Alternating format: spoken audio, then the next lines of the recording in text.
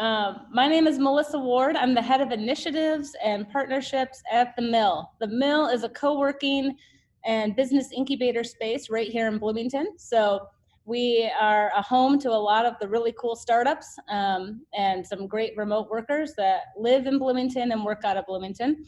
This is our annual Innovation Week. We just kind of go hog wild for a whole week, all about innovation and entrepreneurship and the intersection of those two. So there's a lot of great sessions. We're glad you found your way to this one. There's more throughout the week. So I'll put our link in the chat so you can browse those. Today, it's all about careers in cybersecurity and artificial intelligence, and you've got some really great panelists here to tell you all about that. You're gonna have questions along the way. So in this format, there's a Q&A box at the bottom of your screen. Please post your questions there. The chat box is the familiar place, but it will only go to panelists and not to the attendees. So Q&A, stay there. And then we will try to get to everyone before we pull the shepherd hook at, I think, 7 o'clock. So from there, I'm gonna put it over to Isak Nti Asare and he'll kick it off. Thanks. Right, thank you so much, Melissa, and welcome everybody to this really exciting panel that we have today on careers in cybersecurity. And I'm the Associate Director of the Cybersecurity and Global Policy Program at IU, and I'm joined by my wonderful co-host, Ashlynne Bender. And we're gonna be moderating this conversation today between Farhan and Mike. We're really glad to have them both. And the way that this is gonna go, Farhan has a brief presentation that he's going to give on cybersecurity, and then we're going to open it up to a general conversation amongst the panel. And at any time you have questions, just shoot those down in the Q&A tab at the bottom, as Melissa was saying, whether they're for a specific panelist or just a general comment or question, and we will answer those. And so with no further ado, I'm so glad to introduce Farhan Badshah. He is the Principal Cybersecurity Engineer at MetroStar Systems, and he'll talk a little bit more about what that is. But MetroStar is just moving to create a partnership here in Bloomington. And so there's going to be a lot of opportunities with the company, and he has over 18 years of experience in the field. So we're so glad that you're here, Farhan. And joining him is Mike Dodd. Mike is the program director for the National Security Innovation Network here at IU, which is a Department of Defense program whose mission is to build networks of innovation and generate new solutions to national security problems. Again, Mike is one of the most innovative people you'll ever meet. And so I am honored to be with both of you on the panel. I pass over to you, Farhan. Well, thank you, everyone. I'm honored to be here at Innovation Week, and looking forward to speaking to you all about cybersecurity careers. So I'm going to go ahead and I'm going to share my screen here. I'm going to go through a quick presentation.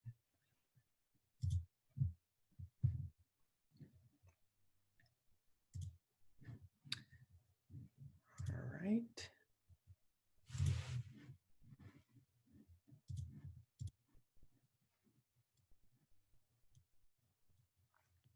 Can everyone see my screen?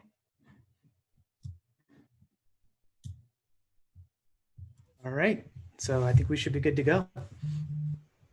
So as you guys know, I'm Farhan Badshah. I'm a Principal Cybersecurity Engineer at MetroStar Systems. Thank you again for having me here. I've been here at MetroStar for about 1.5 years now, and done a lot of things. I support the Client Solutions Group here, where we do a lot of research and development. And where I help build those cybersecurity capabilities. So not just for our MetroStar, but then also for our government customers that we support.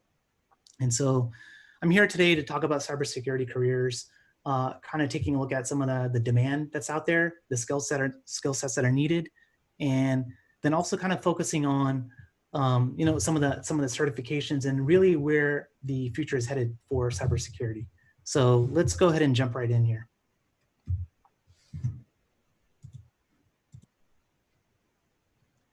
So what is cybersecurity?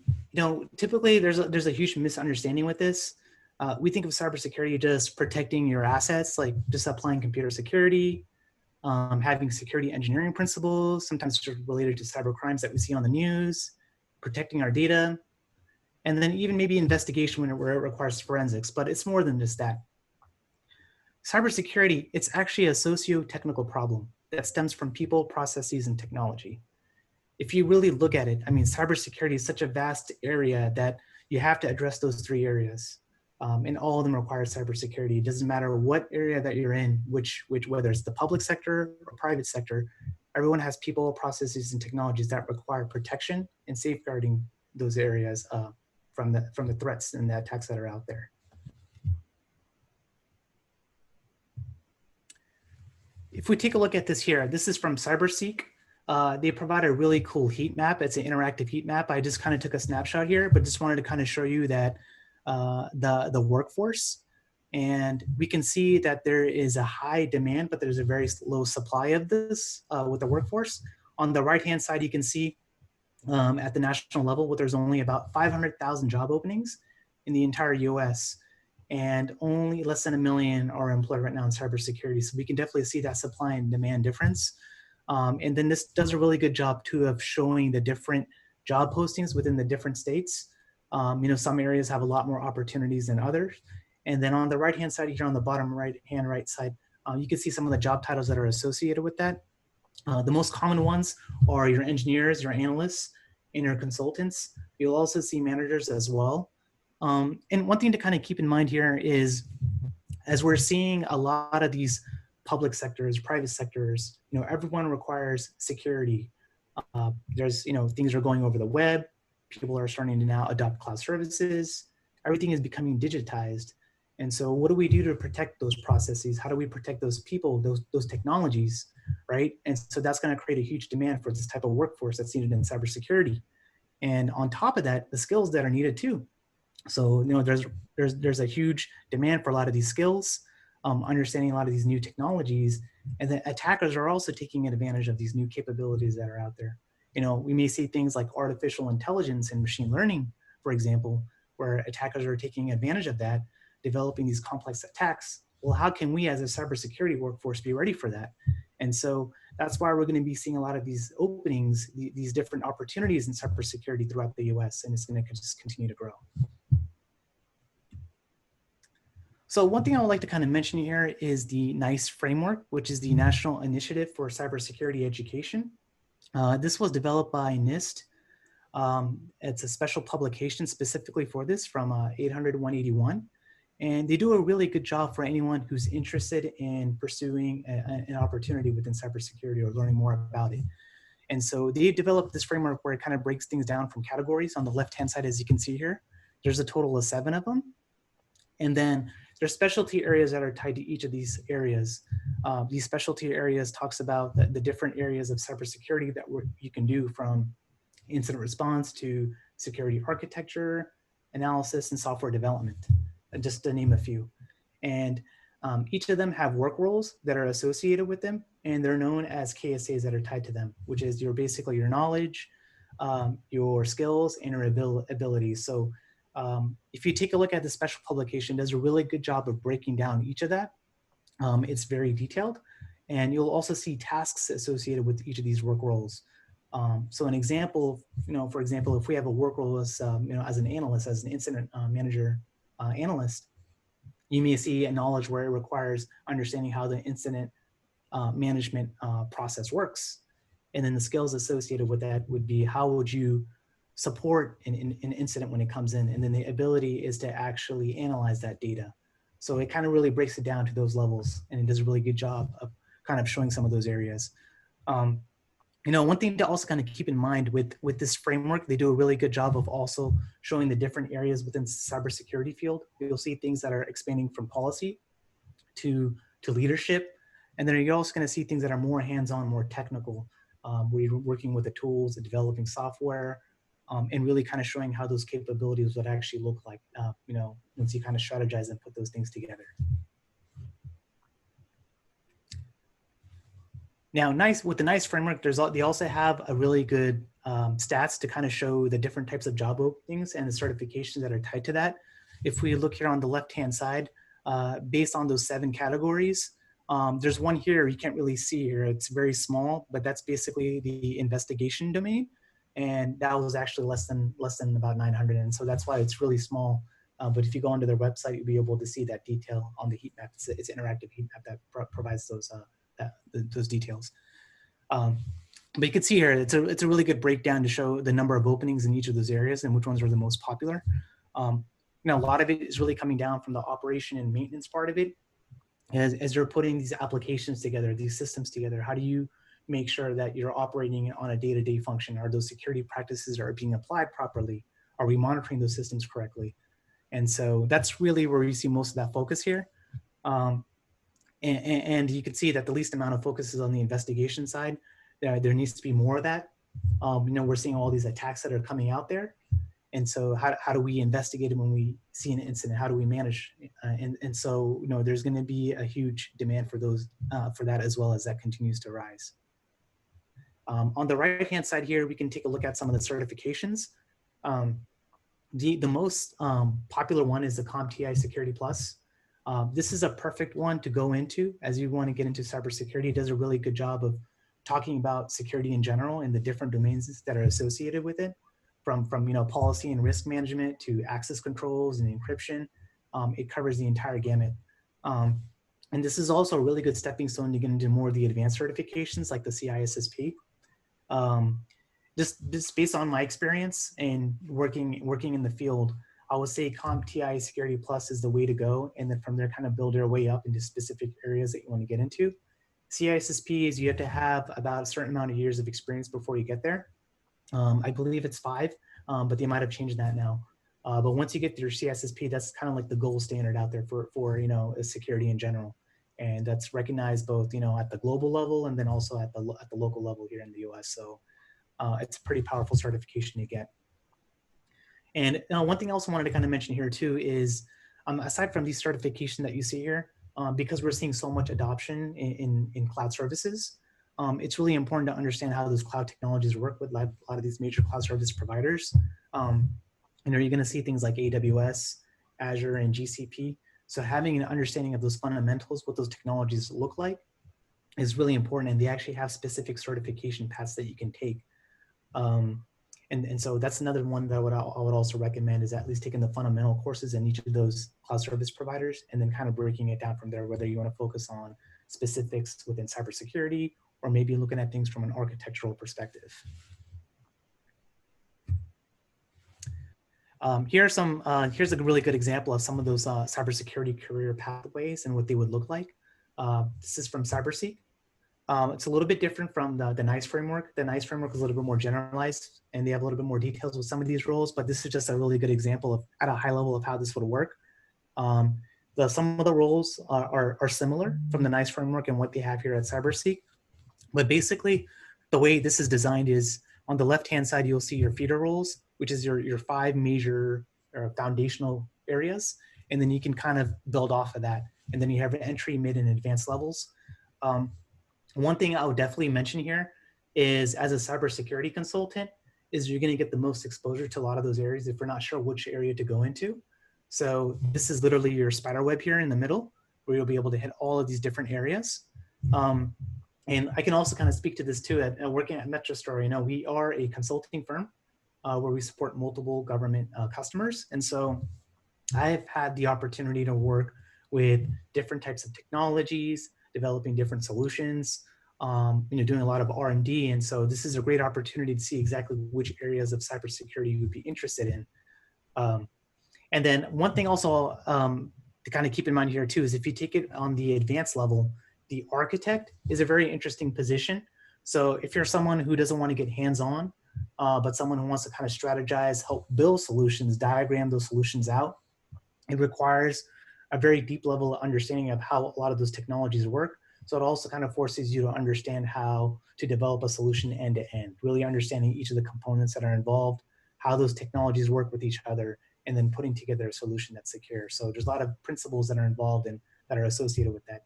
The engineering side is more hands-on, more technical, and then that's where you're developing solutions. There might be some developer skills that are required too, whether it's programming or actually, developing software applications.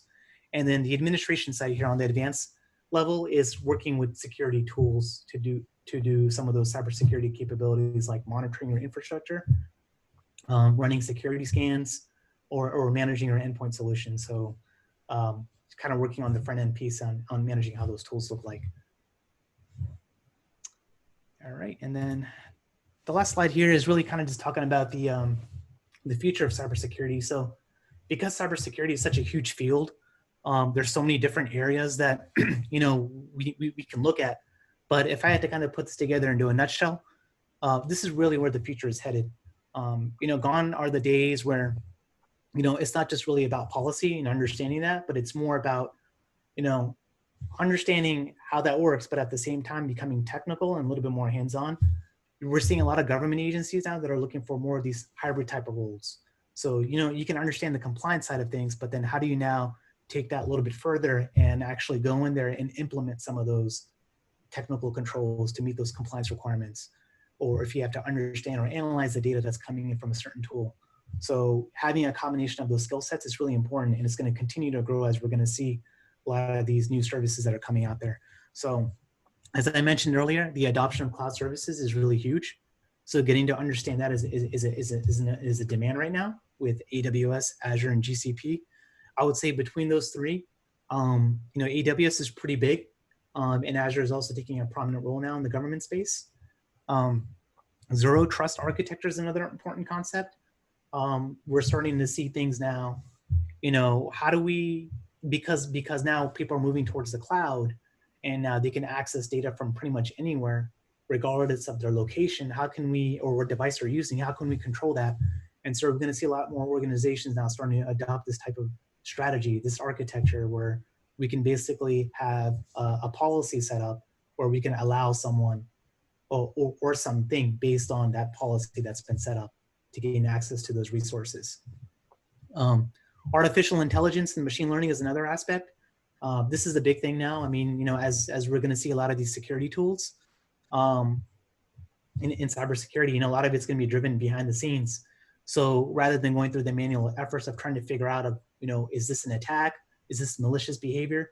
We're going to see tools now running behind the scenes using these types of capabilities to help us identify those much faster, so that we can get those actionable insights and take appropriate measures as quickly as possible and respond to those threats quickly. So, things, for example, like user entity behavior analytics, which kind of revolves around user threats, insider threats, and within our organization, maybe, some examples of this would be how many times a user logs in, maybe they're logging in from an unusual location. So a lot of these things are going to be basically computated behind the scenes, and then allowing the analyst or the end user like us to take a look at that and to quickly identify and take action appropriately based on those analytics that we're getting. SOAR is another big part of that. Security orchestration, automation, and response. We're seeing a lot of challenges right now in the government space where they have all these security tools, from your SIM tool to your vulnerability management tool, and then your endpoint solutions as well, but they're not all working together. So how can we get that to all work together? We don't want to go through each tool, look at the dashboards and pull in data individually. So SOAR is there to kind of help orchestrate that whole process, and it's to help you define a lot of those workflows. So this is a great opportunity to kind of speed up your business processes, and then to also kind of respond quicker and help define a streamlined process for doing a lot of those things securely and responding effectively. Advanced compliance is another important part. We're not just looking at compliance from, okay, let's go through our typical, audit. We had to meet the security controls, we get the check marks and we're good to go. It's more than just that now, because things are moving so rapidly now and things are going to the cloud. We're going to start seeing applications being deployed within days or maybe even within hours. And so as we're going through that, what can we do to validate that security is baked into the process from the beginning till the end? How we can make sure all those requirements are being met. So we're going to see compliance take another level where there's going to be a lot of automation. There might be a lot of processing that's involved with that. And then also making sure we're hitting key areas within compliance rather than some of the other areas that are not needed. More specifically on the technical side. I mean, you'll still see your documentation and everything that you have to put together, right? That's always going to be there, and that might require a little bit of manual intervention, but at least from the technical perspective, you'll be able to see that advanced capability. And then lastly, most important is really the cybersecurity workforce. So as we're kind of seeing all this whole thing coming together is, we need to have the skills and the talent for that. So there's gonna be a lot of, upskilling that needs to be done, a lot of training that needs to be focused, and having the exposure to a lot of these newer technologies so we can have our workforce ready for all this. And that is the end of my presentation. I'll hand it back to you, Isak. Excellent. Thank you so much for that overview. I think that sets us up really well for our conversation. I think Ashlynne has the first question. Yes, thank you so much, Farhan. I have a question that I think both you and Mike can answer. So you were talking about how there's cybersecurity and how it affects every sector of work. Can you talk a little bit, both of you or each of you, talk a little bit how that differs from private sector to public sector? Sure. I'll go ahead. I'll go first. So when we look at the public and private sectors, there are different compliance requirements. So that's a big part of it when it comes to protecting data and privacy. And so you'll see things like GDPR more on the commercial or more on the private side versus public is more on the government. So they're more focused on the NIST special publications and those standards that are associated with that. But essentially it really comes down to the key concepts, which is like, how are you protecting your information? Are you applying encryption? Do you have your processes in place? A lot of the security controls you're going to see are going to be the same throughout.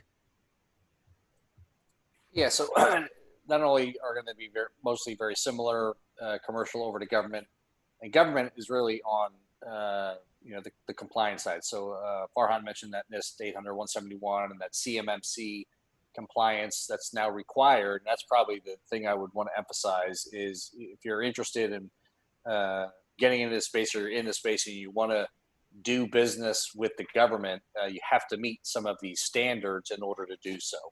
And that is full stop, out of the gate. If you don't meet those requirements, you cannot be on a government contract as a prime, as a sub, and perform work for the government. So the level of compliance required is absolutely critical and must be adhered to be in the industry. Thank you so much. So in the presentation, there were quite a few, and both in your responses now, there were quite a few acronyms and things that if we were to take it down to, and we have quite a diverse audience. If somebody's just starting out, so they're a freshman in college, trying to figure out what they might want to major in, and they're thinking, cybersecurity or something adjacent might be really interesting to me. What do you think some of the first steps they should take are right now at this stage, Farhan? Sure. Definitely the first steps is really understanding the different areas within cybersecurity. The NIST framework does a really good job of laying that out, with the different categories and the work rules that are associated with that. It describes each of those areas and what those specialty groups are. So I'll probably recommend that as a first thing. And then maybe the next step would be then to take courses in cybersecurity and also going for certification. Security Plus is a really good foundation to work with, and then kind of building off of that and going to specialty areas within cybersecurity. And how would you balance out seeking, for example, education and certifications with experience? Sure. I would say seeking education and certification. I mean, it's really going to be based on the programs that are provided. So depending on which area you would want to major in, I would probably use that as a way to kind of track that. Certifications, or you have to take a look at the stats. So you have to look at what's the demand out there. Security Plus is pretty big. CISSP is huge. Everyone's asking for that. You're also meeting a lot of the DoD requirements for 8570. So with a lot of these security roles, and so just making sure you kind of meet that will also help you not only understand the basics of security, but then also kind of building off of that as well. And so when you're looking at fresh out of college, sort of first time security analyst type role, what are you looking for? Sure. So as an analyst, I mean, their job is to really understand the data that's coming in. So they would have to understand the security tool that they're administrating and working with. So a good example of this is like, let's say, for example, they're working with a vulnerability management tool, such as Nessus. Nessus is pretty popular. It's used amongst the commercial and the government space. And so the analyst would have to understand the scans that are coming in, reviewing those results, what those vulnerabilities mean, and then making recommendations accordingly. Mm-hmm. So I'd like to pivot a little bit and throw a question at Mike. The NSIN has a lot of opportunities for students to get hands-on experience throughout their careers. Could you speak about a little bit of that? Yeah, so we've got 3 pillars in our programming for the National Security Innovation Network: our acceleration, collaboration, and our national service portfolio. In the national service portfolio, it's really designed around just that, Isak. It's trying to connect with academics or non-traditional companies. And when I say non-traditional, that simply means if most of your business does not come from the DoD, then you would kind of meet that requirement or description. But it's really about giving academics an opportunity to serve without having to join the Marine Corps or join the Army, right? And join the uniform service. So the department recognized in order for us to truly access some of the best and brightest minds out there, we have to have pathways to do that. So a couple of the programs that we have put together and executed 2 literally in the last 4 months very successfully with IU. One is our X-Force Fellows, Remote, and our Defense Civilian Auxiliary Corps. So the X-Force Fellows is fantastic. Paid fellowship, summer fellowship. We get a problem sponsor from across the country. So in this last iteration, in this last cohort, we had 40 or so problem sponsors. We had over 200 fellows, paid fellows, that we put out onto our problem statements across the country. Now, typically we're an in-person situation, so the students, we get a chance to actually work on an installation a couple of days a week, and then work with their team the remainder of the time on campus. And we had supporting Naval Surface Warfare Center Crane. We had 13 students this summer, 10 from IU, 2 from IUPUI, and 1 from Notre Dame. But you give them an opportunity to get exposure to problem statements, work with DoD, and then really it just becomes a hopefully an intriguing opportunity for them to continue and look at follow-on employment. So we actually have a couple of our fellows that participated this summer who are now in the hiring process with NSWC Crane. So they get a chance to meet the people and programs that they get a chance to work with, and ultimately get kind of recruited far in advance. That Defense Civilian Auxiliary Corps is similar, however, pointed at faculty. So in this case, we worked with 24 different faculty members from IU and 8 different problem sponsors at NSWC Crane. And I think about half of our cohort had experience, prior DoD experience, and we're looking to kind of deepen that relationship and exposure to problem statements. And about half the cohort were new to DoD. And it's really just to create as low a barrier to entry as possible for faculty to get introduced to DoD, both on the technical side, programmatic side, even acquisition side, and to work and iterate on problem statements just in a very casual kind of setting and format, and then look at follow-on national service opportunities.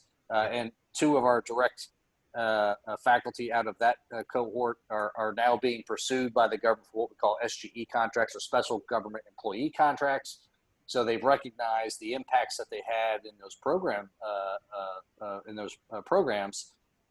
the government will come back and actually pursue funded research in their lab and/or potentially sabbatical with that faculty. Yeah. Speaking of barriers to entry, and focusing particularly on the X-Force, what type of background do students need to have to get involved in something like X-Force? No, great. And by design, our teams are completely interdisciplinary. So on the front end of this, I'll tell you, we don't necessarily care what your area of study is. We're really trying to find people who we think can work with other teammates in an interdisciplinary way and have impacts. So when we get problem statements and we start to curate those and we start to get student submissions, a big part of my job and the program team's job is really just doing this mapping exercise of who do we think could work together, challenge each other, and have impacts on that team. So a very great example, one of our problem statements this summer at NSWC Crane was in their advanced concepts groups working in hypersonics. And we had a business major, we had a material scientist, we had a social media and marketing person who worked on their problem statement. And they had such impacts as a team working over the course of the summer that NSWC Crane, excuse me, actually took their work and awarded a follow-on contract to IU to kind of take it from there and get it to another level. But so there's no prerequisites for your background or field of study. We're mostly interested in great people who can work together and want to solve problems. And so can you post in a second, we'll post around for everybody the X-Force application deadlines and all of that, but it's a really great opportunity to, you know, if you're a person who doesn't have a strong like technical background, you want to sort of get your feet wet in this and see whether this is of interest to you. It's a really great opportunity. I mean, it's more like a full baptism, but it's a great opportunity to start. And as Mike said, they're paid internships, so a really good sort of building block to what you might do moving on from that. So I'll pivot to you, Farhan, on that same point. If somebody, so, you know, maybe they don't have a technical background, but, you know, they've seen that there's this huge job market, and, you know, we're in a recession. So, you know, being in a job market where there's lots of jobs is a great idea. And so, you know, they say, you know, I think I want to get into cybersecurity. What do you feel like there's some barriers to entry in terms of someone's tech background, and how might we overcome those if there are? What would you say to a person like that? So I mean, I wouldn't necessarily say that there are barriers, but it's just more about having the passion. You know, there's a lot of things in cybersecurity where you just have to kind of continue to learn and research. You know, taking courses, you know, going for education, all the things will help. One thing here at MetroStar here, we provide an internship program every year. And so that gives us an opportunity for students and anyone who's interested in kind of exploring further. They can basically take real projects that we have. You know, we work very closely with government customers, and so we'll have our opportunities coming down the pipe, and where we have these tech challenges that come. And so that kind of gives us an opportunity, you know, whether we understand the technology or not, we'll research it, we'll start figuring it out, we'll get our feet wet. And so as you're doing that, you're learning in the process as you're going. And so, I mean, that's the reality of it. I mean, if you look at it, there's just, you know, technology is always going to continue to be obsolete, and it's going to update. And so we just always have to continue to keep on upskilling ourselves and, you know, learning as much as possible as we can. So having those opportunities like that will only just, you know, make it better and give us that opportunity as well to kind of capitalize and work with our customers. So I would definitely say that. I think other parts of it too, when it comes to cybersecurity, is just really trying to understand the concepts. Yeah. If you go through your certifications, you know, taking those stepping stones, they do a really good job of going through the fundamentals. You know, what are the basics behind security, and then using that as a stepping stone to kind of build off and kind of go further into it. So definitely no barriers. I think it's just more about having the passion, learning more about it. And, you know, there might be different areas as you're getting to know more about cybersecurity, as you're going through these different tracks, doing a lot of research, that there's a specific area that you would be, you know, very interested in, and then kind of making that your career. Thank you. Isak, I'd also mention that, you know, what's I think important for, you know, any of the participants on Zoom is whether you're coming from, you know, an undergraduate degree, graduate degree, and or if you're pursuing, you know, a certificate program. I mean, obviously, as you're well aware, we are super engaged with the executive ed course and their certificate program. Yep. And we're even now weaving that into DoD folks and giving them an opportunity to use GI Bill funds to come in and get some of these certificates. And we're also looking to pipeline people in the department where, you know, literally just a couple of years ago, there might be an undergraduate degree requirement to apply for a position. And a lot of those are getting waived now for coming through and having a certificate in that field, and really getting recruited as a person, and your capability and your trainability onto a different program. So you've got all those kind of lanes running together that all point toward opportunities. So what would both of you say are the qualities that, sort of those intangible qualities that you might look for in a candidate, and as you both described? Yes, sure. So I'll tell you that, whether it's and I worked in private equity for a long time, and so having certainly the corporate experience and doing a lot of kind of human capital pipeline recruiting and stuff, or working in Department of Defense, the intangibles kind of remain the same, right? So you're looking for the things that you're not going to teach to a 19 to 25-year-old. Integrity, honesty, drive, enthusiasm, judgment, decisiveness, right? Their problem-solving ability, their teamwork. So you're really looking for that kind of package, knowing that if I've got that good lump of clay, I can mold it and train and upskill those teammates. But those are kind of the intangibles that you're looking for, that they've got to have kind of coming out of the gate. Right. Excellent. Absolutely. I definitely agree with that too, Mike. The biggest aspects of it is really the attitude, having that team player type of attitude, the strong work ethic, and just having that passion to really learn. So if you have that, the skills and everything will come later. Yep. Excellent. We had a couple great questions from our attendees, and I'm kind of lumping two of them together. And I think this is for both Mike and Farhan. Are there internships like the ones you guys were mentioning still available for this summer? And or summer 2021, and do you hire international students for those internships? And or once they are looking for jobs, can they get a job as an international student or person? Sure. So those internships are available every year. We have our business relationship manager, Ann McComb, here at MetroStar Systems. So if anyone is interested, I can definitely pass on that contact info. We're always looking for more students, and there's opportunities if they're available overseas, then that's something definitely we would like to do as well. But she has more details on that, so I'll definitely refer to her on that. No, and worth mentioning, of course, Ann is MetroStar's local company rep as well. So she actually works in the Dimension Mill there. And we connect and collaborate often.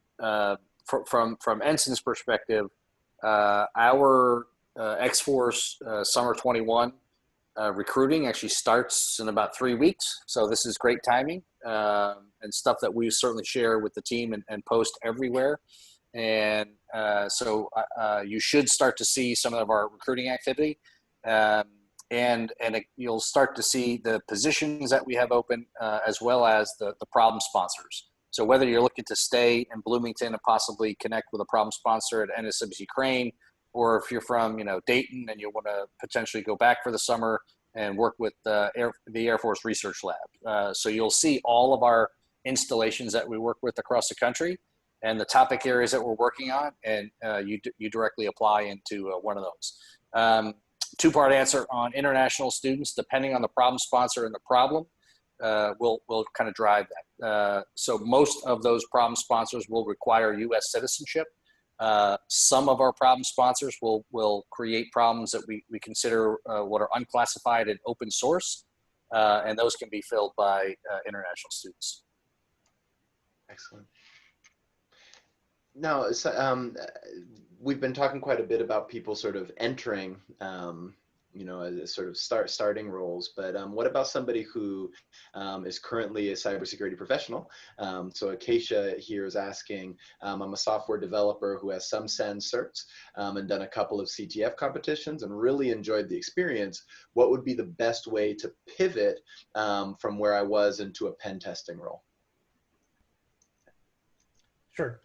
So to kind of pivot into more of a pen testing role, you can definitely get more involved on the auditing side. We see a lot of organizations where they have to go through a compliance and overall audit of their security controls and how their environment is implemented. And so, you would also need a pen tester type of person that can actually go in there and test those security controls on the more on the technical side of it. So if that means whether you have a rules of engagement, you can break into the system, try to see how much data you can get into, and then basically establish a report. So it's a good skill set of not only doing the things that are hands-on, but then also analyzing that data and then putting a report together at the end. So that's definitely one opportunity there. And that would be considered more of like an ethical type of hacker. So where you they can go a couple of ways actually. So it could be where all the information about the system, or it could just be they don't give you any information. And then you have to kind of work your way through and see how far you can get into it. So it's a really good test. And it's kind of like the CTF, capture the flag, it's almost like a game. So how far can you go? What can you do? And usually you have X amount of days to solve the problem. So there's definitely opportunities within that when it comes to more of a pen test role. I've also seen it with things moving towards the cloud, with DevSecOps, applications are being deployed very, very rapidly, but there's not too much emphasis on the pen testing side of things. So they have different types of teams, like a red team and a blue team. Red team would be the ones that are involved with performing the attacks, versus the blue teams would be more focused on defending those types of attacks.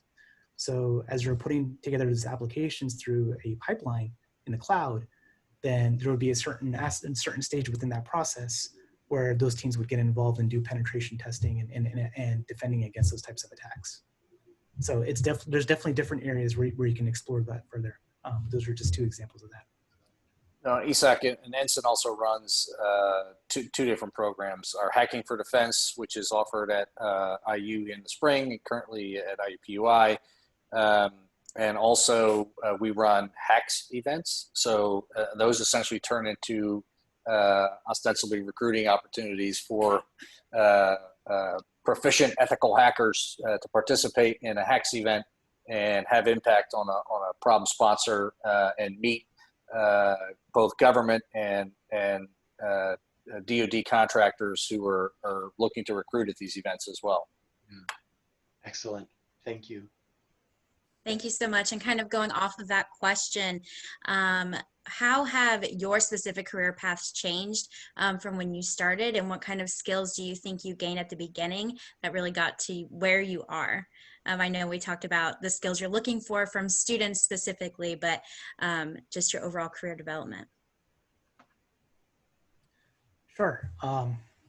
So I guess with my journey, I started off working in the help desk, where I got a little bit more of the technical skills, working hands-on. It was actually for a SOC, a Security Operations Center, where I was supporting the Veterans Affairs. So it was with their VPN tool, trying to making sure that they can access the network, get into their resources. So that was really my ground into just information technology in general, and then working with security practices like applying appropriate access controls, performing maintenance, and then updates on the tool itself. I think what the challenging part for me was, it was challenging, but though it was also very helpful. So I was doing full-time school and then also full-time work. So there was at times a little bit crazy to kind of balance things out, but then it gave me an opportunity to not really just kind of focusing on budgeting my time, but then also giving me an opportunity to take the skill sets that I'm learning from on the job, and then also applying that in school as well with research and projects and working with different initiatives. Slowly as I got into my career, I got really involved on the compliance side. That gave me a really holistic view of how security requirements are evaluated. And so just really understanding the different types of domains, from the operational aspects, management, and also technical security controls, gave me a really good understanding of that entire picture. As I kind of moved slowly up to my career is really where I got more of the hands-on experience, working with a lot of the security tools. And now I'm at the point where I'm kind of looking at things more strategically, developing those solutions and kind of taking a look at it from a more of a leadership, strategical perspective, and providing that thought leadership as we're building out those solutions. How can we put it together now and really, support our customers? So it's a really interesting track that I took from the compliance, getting more hands-on, and then kind of slowly moving up towards a leadership role. Yeah, I smiled wide when when you ask that, because I am the textbook, kind of transition, military guy. So undergraduate political science degree. I was an infantry officer. I was a force reconnaissance officer. 11 years in the Marine Corps. Talk about a massive pivot, and then going to work in private equity after selling my company for a dozen years as a portfolio manager. So working typically with 35 or 40 companies at any given time. And I handled all the DoD and VA kind of book. But, on the DoD side, we had $1.2 billion assets under management. On the VA side, just under $900 million. So I had a very fortunate run while I was there. And continue to sit on boards, invest in early stage companies and technologies. So I still love doing that part of it. But have been in kind of government contracting for close to 20 years. And then my engagement with NSIN is just tremendous, because it's like this very holistic, full circle thing for me, where my customer is still the Department of Defense, but I get a chance to work with early stage companies and academics who are trying to have an impact, and I get to cause those very purposeful collisions and bring some best in class solutions to the warfighter, because that's what certainly makes me feel all warm and fuzzy, having been a guy who's been deployed around the world and been the beneficiary of new technologies and research and development on existing platforms that had impacts for folks who were forward deployed. So I love that part of it. Thank you both so much. We have a question from Bob, who's asking, my son is going for an associate degree at Ivy Tech. He's getting certifications in CompTIA A+, also networking plus and security plus. What area would you suggest he pursue? Sure. So what areas? I mean, with all those certifications, Security Plus actually covers some aspects of Network Plus, and then also A+ as well. Because things are becoming more virtualized, it's important to understand how a lot of those technologies work in the cloud. So really getting a really good grasp of that as you're going through your certification track is very important. And as you're kind of going through these certifications and you're trying to understand the areas of security, you have to really take a look at it. Do you want to take more of a policy, strategical type of approach? Do you want to do a little bit more technical, where you're working with a lot of the security tools? So there's several ways you can kind of go about that. And as my recommendation earlier is really focusing on the NIST framework. They also have certifications as well that they kind of track based on these certain roles. So I would definitely recommend that to help you, really know exactly which area you would want to focus on. Everyone has different interests, so I can't really say that this is the best way or this is the right way to do it. But if I had to kind of sum it down, you have your non-technical side and then you have your technical side, and then sometimes you have a combination of both. So, yeah. Mm-hmm.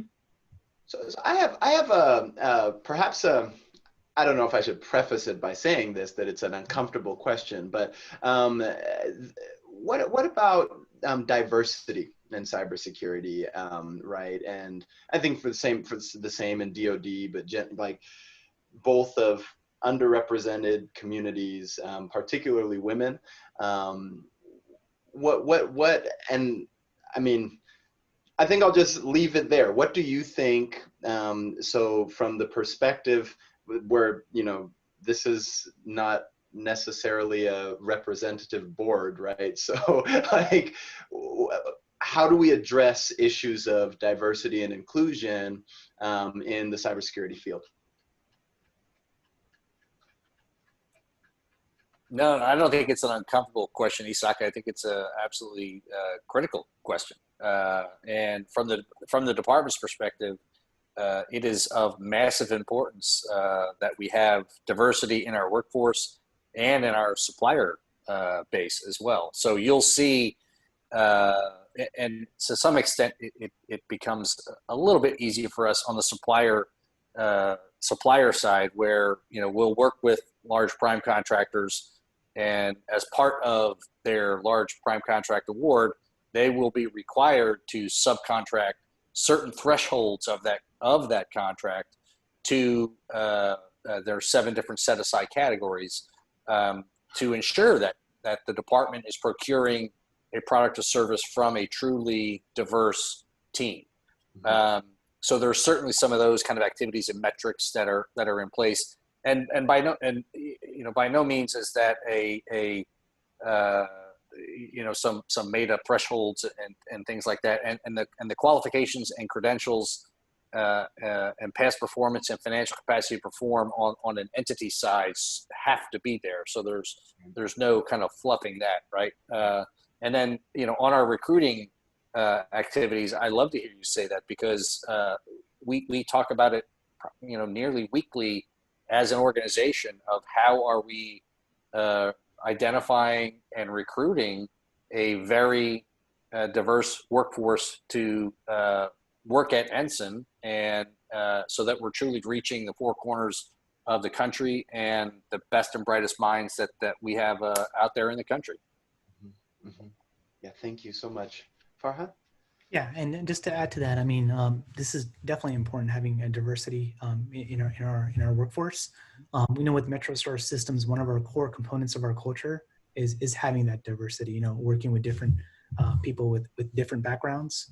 With all the teams that I've worked in, they've been very diversified, and it actually gave us an opportunity to look at different opinions, different insights, based on those types of backgrounds. So having that opportunity to work with different people also kind of made us more of a high performing team as well. And then also we provide opportunities as well for women. 30% of our leadership are women, and we also support veterans as well in our company. So I don't know if that's enough here, but there you go. But keep going. And I mean, this is important for us. So I mean, in cybersecurity, we see that it's more of a male dominant type of field, but we're seeing women now emerging into that, and we're seeing women in those types of leadership roles, whether they're a CISO or a manager role, and then where they also have a huge influence in making those types of decisions. So to see that inclusiveness, to see that diversity is important. So excellent. Thank you so much. There are two administrative questions here. Both were asking, are charts going to be available from your presentation, Farhan? And then also we've mentioned quite a few contacts and scholarships and internships and all these different things. Are we going to be able to circulate all of those with the attendees? Sure. I'm more than I can definitely share my slide deck that I put together, and I would definitely recommend taking a look at the sources that I included in there. So there's a lot more details on there from the NIST framework as well as from CyberSeek. Excellent. Excellent. Yeah, and for our program opportunities, Isak, absolutely. That's part of why I'm here on the panel is to get our programming out there. So I would say, for our X-Force Summer 21, again, that's going to open here in about 3 weeks. So, they can connect with me on LinkedIn, and or, we have an IU Handshake account. They'll see the opportunities posted there.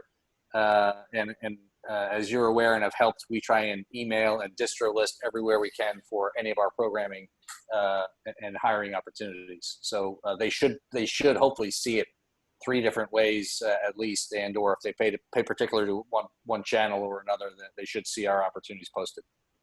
And are both of you comfortable with people reaching out directly to you after the panel?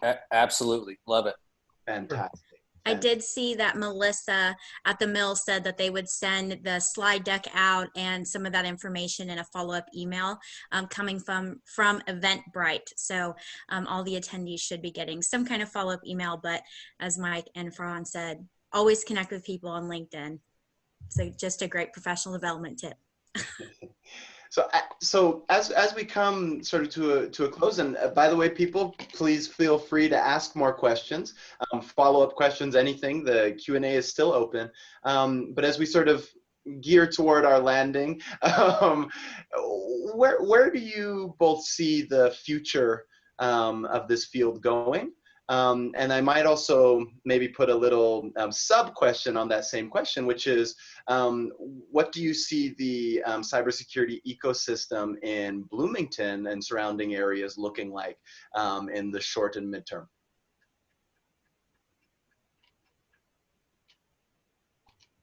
right, I'll go first. So in terms of the future of cybersecurity, I mean, definitely cloud adoption. We're going to see a lot of services with that. You know, it's not just basically using those cloud services as an infrastructure, but then you're going to be seeing them in different aspects of it as well. So, you know, a lot of companies now are actually providing these so-called managed services, where they provide these dedicated services. So, you know, from incident response capabilities, rather than your own organization handling it, those managed services within their own cloud infrastructure will be able to do those capabilities for you. So that's one part of it. Other aspects of it is really rapid deployment of those applications through DevSecOps. That's going to be important now. So rather than going through your traditional SDLC, your software development lifecycle, DevSecOps will really, you know, take that to another level where you can deploy and build your applications in a rapid pace. And then really artificial intelligence and machine learning. You know, a lot of that's going to be driven by the cybersecurity tools that you use in your organization. Mm-hmm. And so, you know, having that type of analytics, that actionable insights based on those attack patterns and suspicious behaviors, it's going to do a lot of that work for you. So there's not too much manual investigation or just trying to figure out what's going on. Is there a problem, or is there an attack that we need to investigate further? It's going to do a lot of that work for you. And one more thing too, I wanted to mention here is the orchestration part of it. You know, with all these tools, how do you get them to work together? How can you set up a workflow process? So SOAR is going to be a big part of that too, as we're seeing a lot of the, you know, the customers that we're working with, and they want to really have that capability there. And the follow-up question is, what do you think Bloomington, like the ecosystem here in Bloomington, is going to be looking like? Sure. I mean, we're always definitely looking for partnership and, you know, opportunities where we can upskill talent for students. We're also building, you know, some work here for the crane.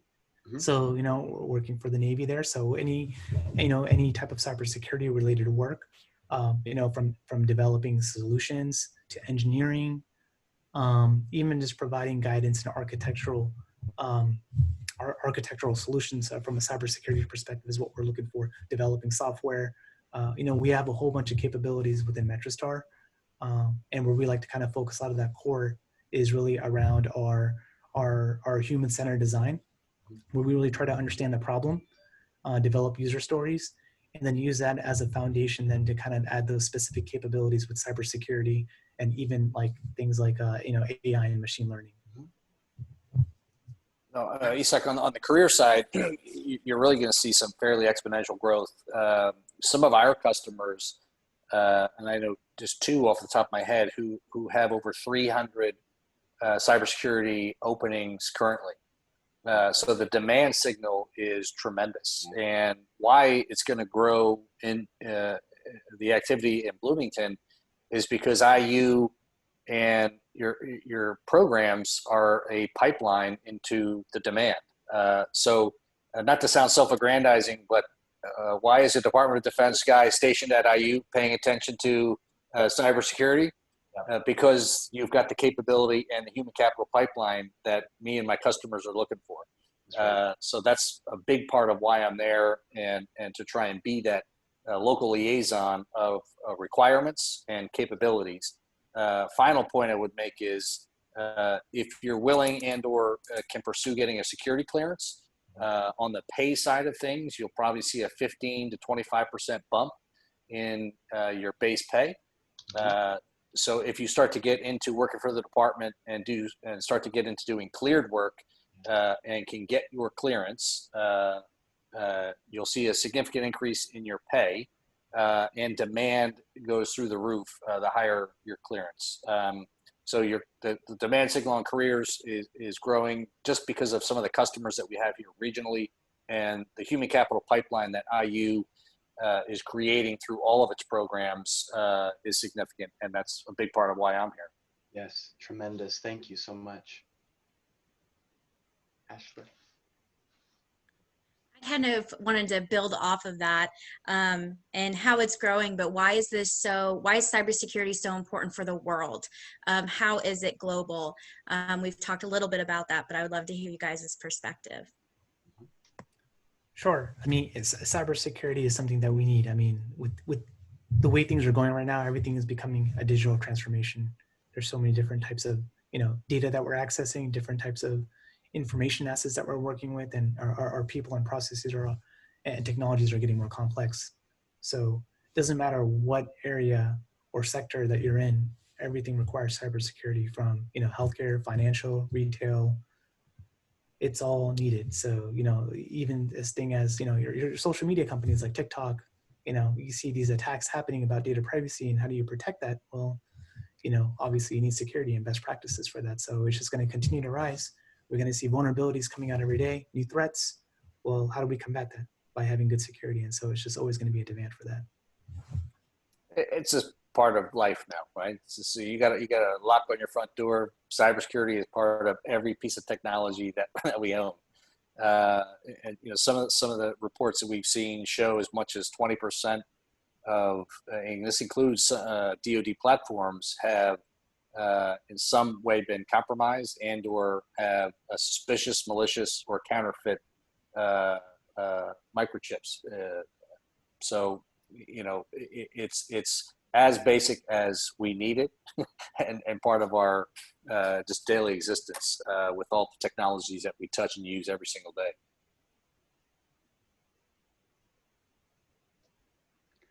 Well, we have one final question. We've talked about so much, and everything from from security clearances to a question has come in. So before my final question, how does a business professional assess contracting a good security company or consulting?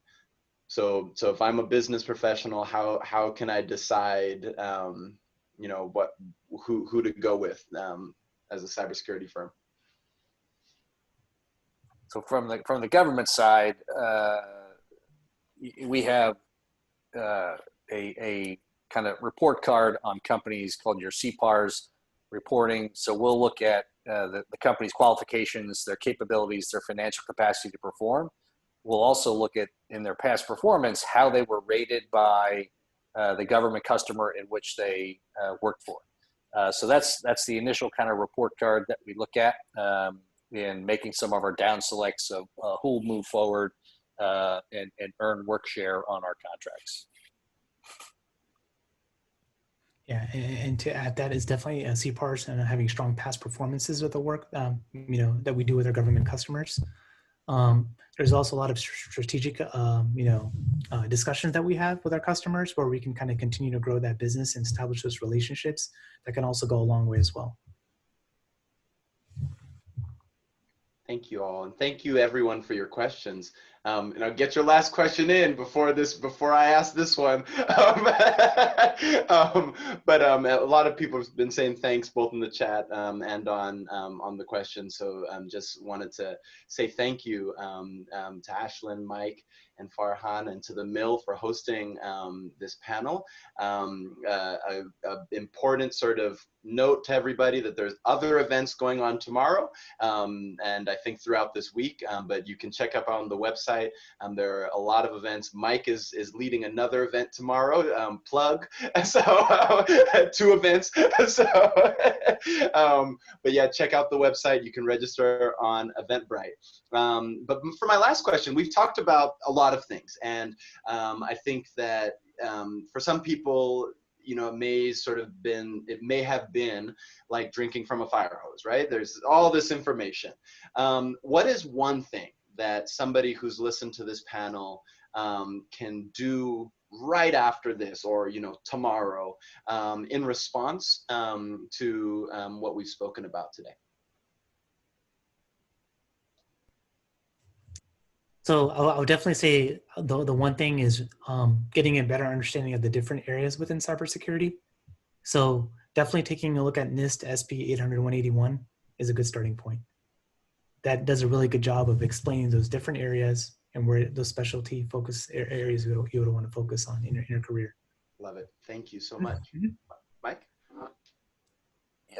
Yes. So if you're interested in working with the Department of Defense, again, we've got, I think, some different barriers and paths to look at, from very low threshold, light touch, fellowships, our advisory council, opportunities into direct contract type engagements and all sorts of flavors in between. So I would say if you're interested in working on national security and Department of Defense problem statements, there are pathways, and whether you see them on NSIN post or on my LinkedIn or email me, there's a number of different ways to kind of put your toe in the water and access those different opportunities. Excellent. Well, we thank you all so much for your time, and to all of our attendees, thank you for being here. We hand over back to you, Melissa. Thanks, everyone. That was a great conversation. We will send a follow-up email through Eventbrite so you can find Mike and Farhan and ask them even more questions. And then you also will include Ashlynne and Isak on there too, so you can find them on campus or in your academic world. So thank you all for joining us, and we will see you tomorrow, 10 a.m. when we hear from Mike Dodd again with National Security Academic Accelerator Program and IU's recent award. So thank you, everyone. Have a good night. We appreciate it. Bye. Thanks, everybody. Thank you Thank so you. much.